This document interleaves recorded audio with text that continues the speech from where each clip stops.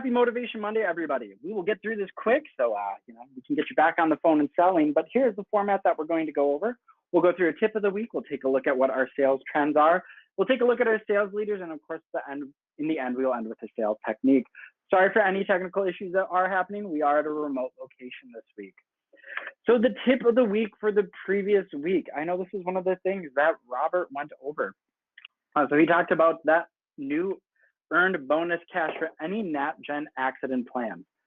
Think about that. 40 policies, $20 per app if you can do that. 40 policies or more, $20 an app.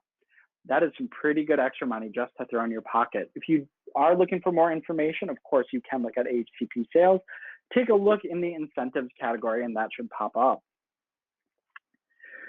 Tip of the week for this week. Now, if you have taken a look at our training calendar, hopefully you have.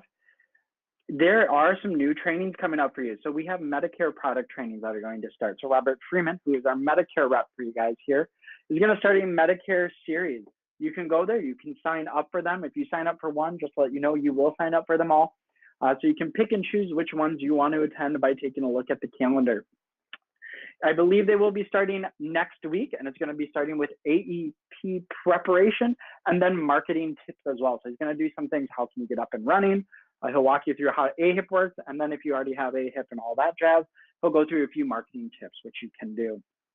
Take a look at the training calendar, select on that, sign up. It will bring you to a GoToWebinar. Click on the GoToWebinar, bam, you'll get up and going. Another tip of the week, I got word that IHC is back in Minnesota. There should have been an email blast that went out about that. Take a look, IHC is back in Minnesota for us. For those of you that actually sell in that state, I know there's not a lot of us left. Taking a look in the trends, we had an increase in short-term medical, leading mainly with NatGen and Golden Rule, an increase in fixed benefit sales, leading with that NatGen Foundation Health. We got a lot of NatGen going on this week, it looks like. Increase in accident sales, leading with NatGen and VBA. If you guys have not taken a look at that VBA accident policy, it is phenomenal. Decrease in critical illness, but it wasn't a huge decrease, leading there with CBL, one of my personal favorites, and of course NatGen. Easy to do, they're on the coverage builder. And an increase in dental, leading with NatGen and Golden Rule. Sales shout out. Congratulations, leading in the limited benefit category. Robert Swander taking gold. Katia Santa Maria, she is taking silver. And Andrew Orlikoff is taking bronze. With our short-term medical here, we have Elaine who took gold, David Taxer who took silver, and then Wendy Larson who took bronze. And again, if this is your first Motivation Monday, one of our goals is to kind of go through this information quick. We want you to walk away with one or two new pieces of information. If so, that is worth that 15 minutes of your life. So what we're going to talk about is recycling old leads or reusing old leads or working your old leads. There's about a billion ways to do it, and I'm a huge fan of it. One of the things, if you ever have that marketing background or want to do any marketing, these are great leads to work with because these are people who have been touched in the past. These are people who have had some ideas that have been thrown by them, but have not bought, right? They have not bitten. And so this is an area for you to work, try a few new things, get out of your comfort zone, and getting out of your comfort zone, of course, will inch you forward. I'll go through a few theories today and then a few takeaways as well. So why should we work our old leads? Well, we focus on our quick closes. One of the things right away, we always focus on our quick closes. If you've taken a look at numbers, it actually takes 8 contacts to make a sale. How many of us have closed on the first call? Tons of us, right? I love one-call closes. They are personal favorites of mine, obviously. 2-call closes are more accurate on those ones, but it says on average for you to get a sale, it's slightly under 8. It's like 7.4, but it's really 8 contacts for you to get a sale. The nice thing with working your old leads, first off, is the work is already done. These people have already had some thought. Hopefully somebody out there has contacted them. They've started through the process. Maybe they even bought. I like working old leads that have bought. Why? Because I can compare what they have. Maybe it is the best for them. Maybe it's not. We can go through and we can offer them a cost-effective solution, and it's also a cost-effective solution on our side, right? When you're sitting there and you're saying, hey, you know what, I got a new technology, I have a new CRM, I'm going through, I just got a new carrier. You can go through and work on these old leads and see how they're going to work into your current repertoire. And what it helps for me personally, it is a growing conversion rate. I do not have to buy more leads at that point. I can start working my old ones, right? If you're bringing on an assistant under you, this is a great thing for them to start dialing out on. When do you hire an assistant? right before you can afford one, in all honesty, because that person is going to be your boss and they're going to hold you accountable. So let's go through. So reviving old leads is the plan here. So really, we're going to hit 4 main things. So we're going to go through some organization, some motivation, how we're going to change our scripting, and then, of course, having a solid follow-up. So our plan here, starting with the organization side. So one of the things I do, first off, is because working old leads can beat you up, right? Let's be honest. I actually specialize in them. Anybody who remembers my story from a while ago, I used to call them a pool of free leads, because in my head that changed everything. It said aged or whatnot, so they were a pool of free leads. I used to say I'm going free pooling, like free falling, if you know the song, right? So I put them in their special old lead folder. If you don't have that, if you let them fall off the face of the planet, stop. Stop right now. Go through, put them in a specialized lead folder, and I put them in folder groups of 25, right? And I do this every month. So I put all my old leads into these folders, and I have, who knows how many by this point, but I go through, and so what I do is I number my folders 1 through 10, 1 through 20, and I will literally go first off on my calendar, and I will block off little segments that say free pool 1, free pool 17, just to kind of change them up. I clean out my group as I go. So I contact people if they tell me, go places that we may not want to go. I can put them in an old folder to mark it. If they say do not contact, obviously I mark do not contact, wipe them out of my system. And I reorganize these monthly, right? First off, I go through, I put them in a lost opportunity folder. I'll put them in a delayed decision, no answer, has to still speak to spouse. So I go through and I readjust their folders as I need to monthly, but I keep them in groups of 25. Why 25? Well, again, let's play with math. So first off, with 25, it says out of 25, you should actually, and I personally don't agree with this, but this is what they say online, you should be able to contact 20%, 5. Out of that, because they're old, you're probably going to set 1, talk to 1. Out of that, that means out of every 50, you should be able to technically pitch 1. Out of every 100, you should be able to get a sale. But that's fine, you already bought these leads. You've already paid for them, right? Another thing I do with my organizations is I mark again the folder number. So folder 1 through 20. And as I try different marketing emails, I put a note on it to myself, or I'll put it down in my signature at the bottom. I'll put a little 1 or a little 17. So if somebody responds, I'll be like, oh, okay, so that's from group 17. This is what I sent them. Just so I can go through and alter my business as needed. Now, when you are working old leads, one of the most important things there is going to be your state of mind. You are going to get beat up. That's okay. This is a place for us to learn and try something new. This is a place for us who, we want to start getting into Medicare. We can start diving into those leads and start trying to figure out which one of those are Medicare eligible. School has started. So which one of those is the kids who've gone to school?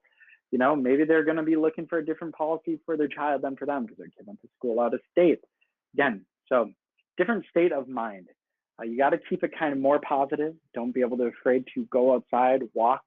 I was listening to a speaker. He's an old Vietnam vet, and he's a very, very successful insurance sales agent, actually. And what he said is, he goes, when I get really stressed out, I take off my shoes and I walk outside. And I was like, oh, that's kind of weird. He goes, no. What you do is you reconnect with the earth. He's like, it's very important. He goes, to go outside and reconnect. Look at the green, which scientifically it's proven green does relax you. So he goes outside, looks on the green, walks barefoot, right? Take the 10 minutes it's going to take to do those things. Also, goals.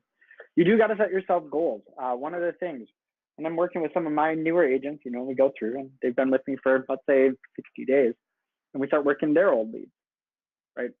They're just doing it to push a number. If you're just doing it to do a number, guys, we get paid on sales. We don't get paid to dial a phone, right?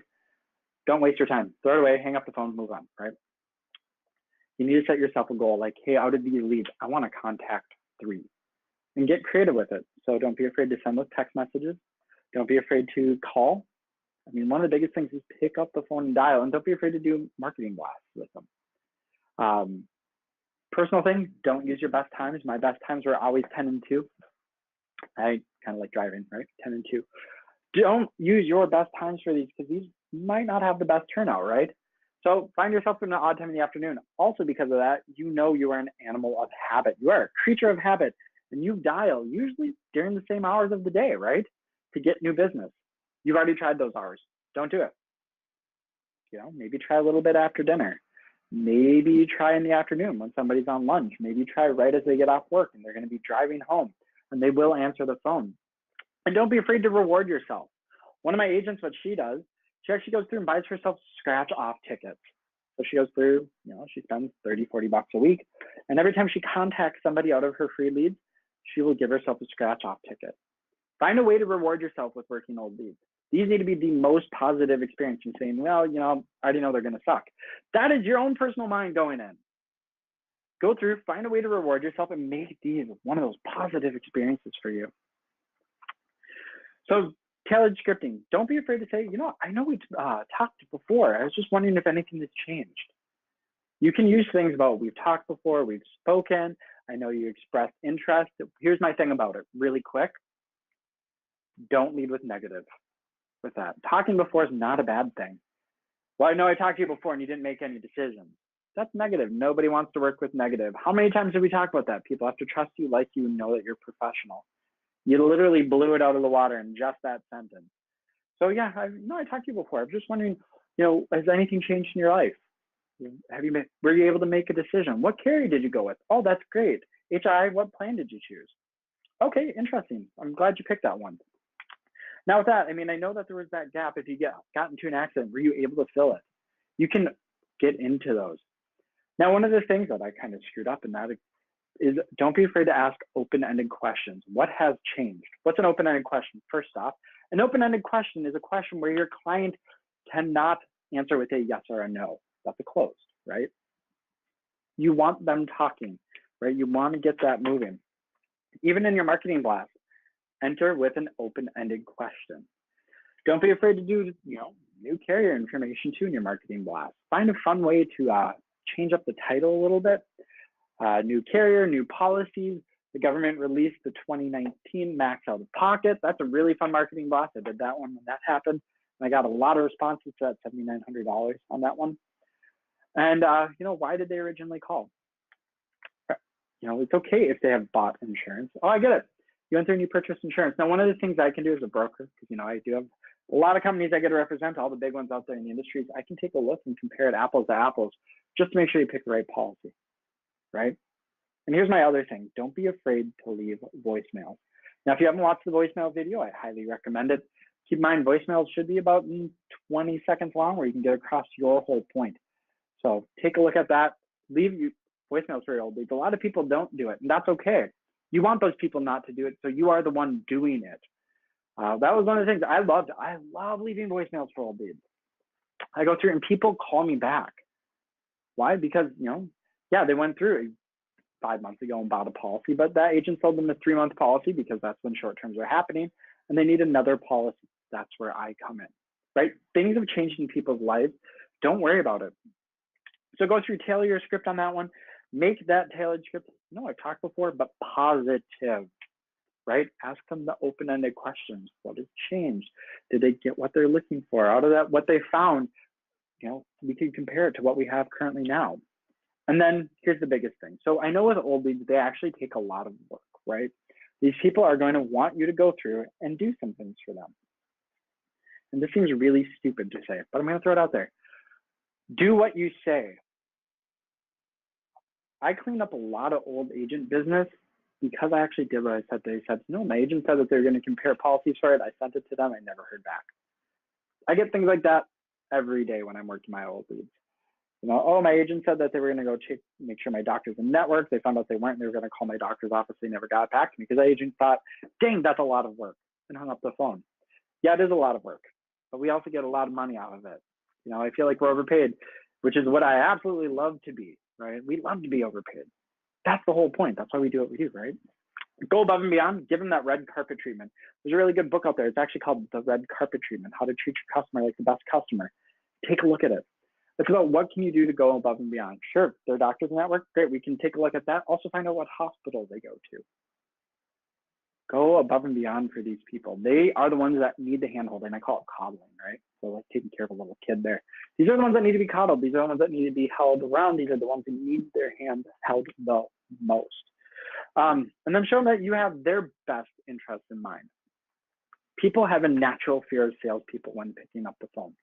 And that's okay. Here's a hint for you on it. Don't use your last name.